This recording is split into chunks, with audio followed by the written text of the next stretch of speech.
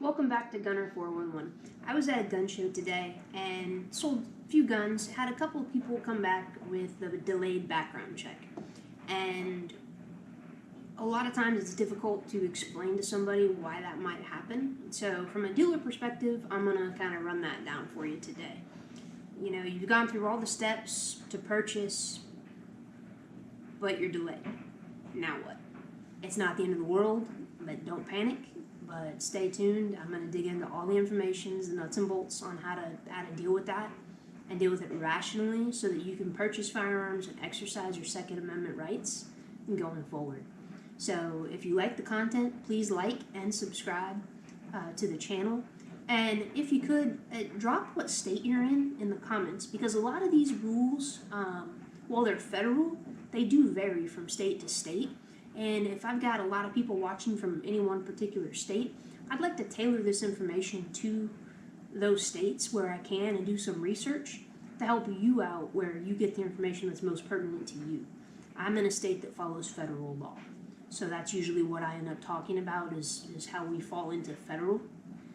Some states are a lot more restrictive, so it's important to be aware of those differences when it comes to firearms.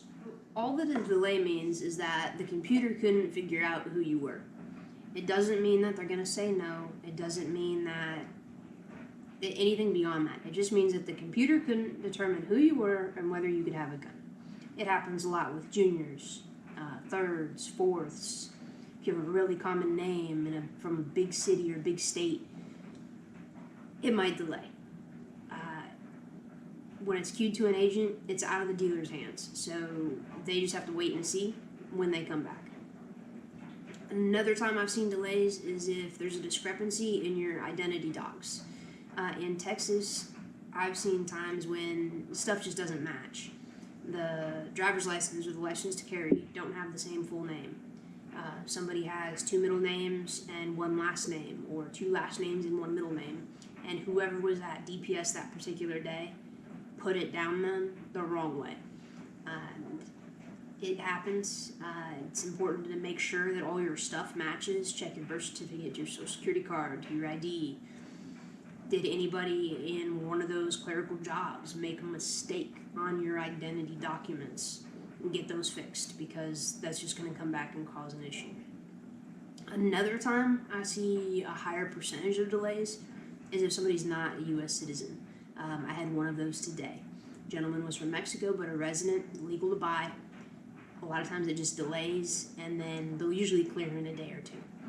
And then I've had a few different people that I know share some of their past with me, and in those cases, it's nothing super critical, but like a charge never got convicted, it got dropped.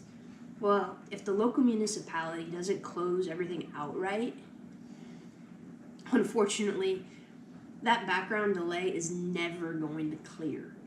And there is a DOJ website, or DOJ pamphlet that provides information about what to do if you always get delayed, or even if you get denied. And as a dealer, I always have those on hand. They're free to order as a dealer. And I let the customer know, hey, if this always happens to you, then you need to run through this process and get this square, because it will continue to always happen unless you do. And in those cases, you can request a unique personal identification number from the feds that you add to your form when you're buying a gun. And that differentiates you from all those other people. I had one customer, didn't have a super common name, at least not one I'd seen before, but young guy, early 30s, was born in the same day, the same hospital, same first and last name as another guy. Well, apparently that other guy was bad early on. This dude was already causing trouble by the time he was 16. So my customer actually started having trouble when he went to get his driver's license. So when he came in to buy the gun, he let me know. He gave me the backstory. He said, I'm going to delay, and I'm probably going to deny, and this is what's happened. So I gave him up front. I told him what would happen on my end and how we would address it and how he could address it going forward so it didn't haunt him forever. In his case, he did delay, he did deny, and when the ATF called me about that, because the other dude was really bad, they asked about, all his information. I have to send over a copy of the form at that point in time so they can go see this guy that in their system was flagged as a problem. I let him know, no, he's not that person, this happened, just gave him the backstory. Found out that they actually visited him both at home and at work, but he was able to appeal it and come pick up the firearm within 10 days. In his particular case, he had to send in fingerprints to prove he wasn't this other bad dude. So even though you've never done anything, somebody else with your name very well could have, and that can come back to haunt you. So what occurs following a delayed response varies quite a bit depending on the state that you're in. Some big box companies that I'm not going to really mention because they sell guns, so I can't mention them, they will not release the firearm until they get a proceed status on that background check. So under federal law, though, me as a small dealer, after 3 federal business days, I can release that firearm if I'm comfortable doing so. It's called the Brady Act. It basically puts the responsibility on the federal government to say you can't have a gun. Now, if you're in a state that follows federal law and your dealer's comfortable moving forward, like I said, they can release that firearm to you after that 3-day federal business day wait. It's a weird deal.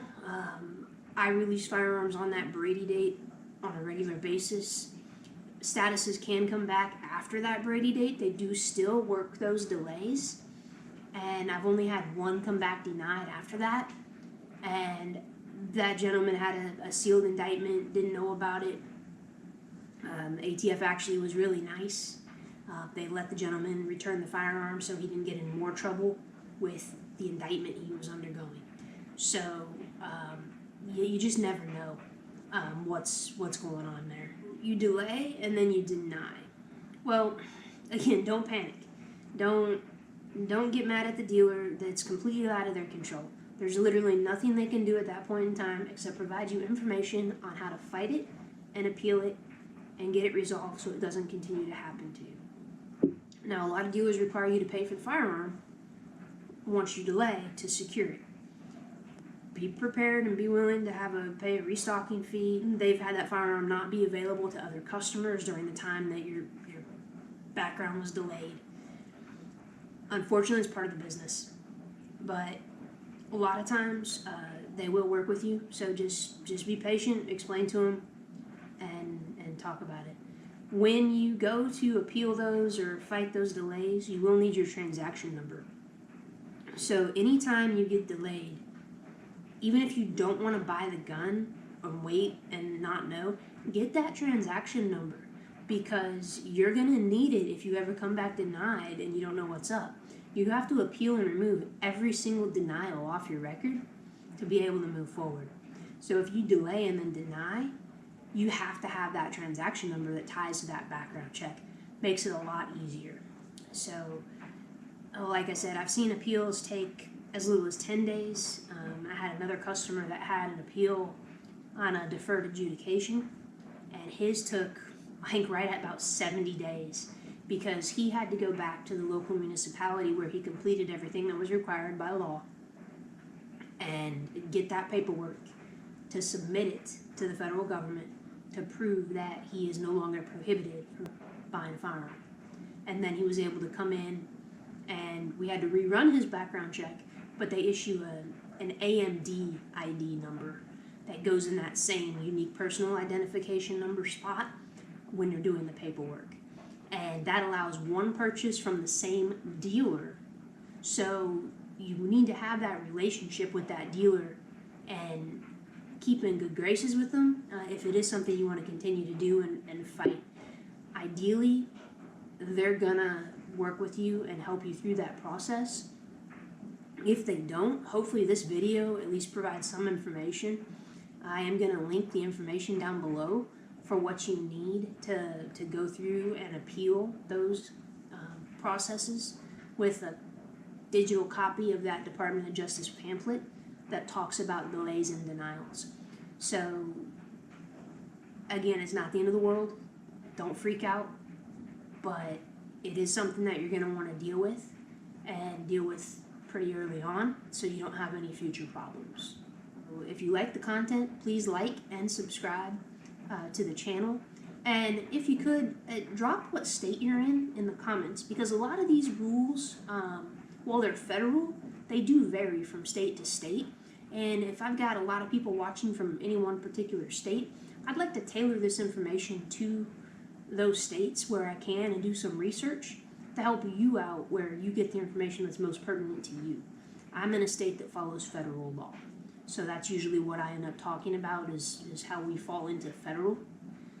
Some states are a lot more restrictive, so it's important to be aware of those differences when it comes to firearms.